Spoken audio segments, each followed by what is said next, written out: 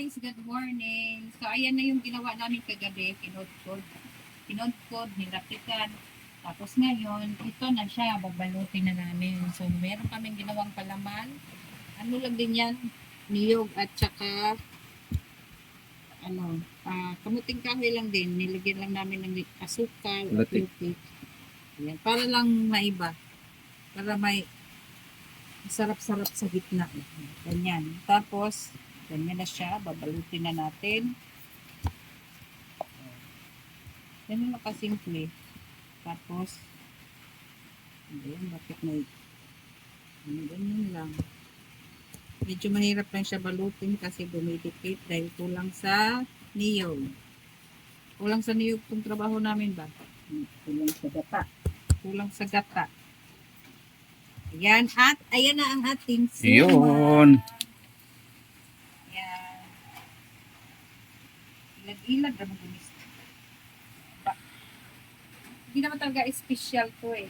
Ano lang kasi dito, mayroon lang kami na makain-kain kasi para may pang merienda ba, so hindi na namin masyado nilagyan ng maraming gata.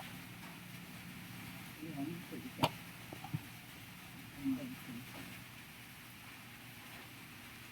Oops. Ganyan lang siya. Sobrang liquid. Parang ano. Ano ba rin ang kasi ng ano.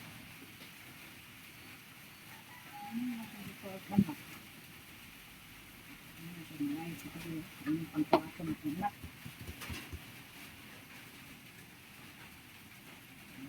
Matoy tayo ng akong ako.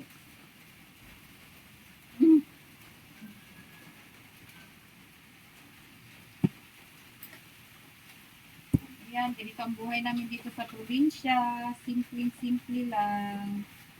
Ang mahirap lang talaga ang kaya namin.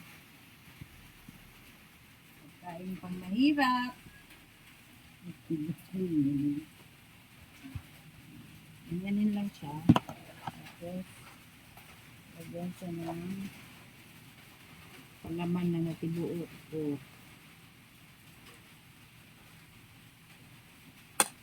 Ano siya.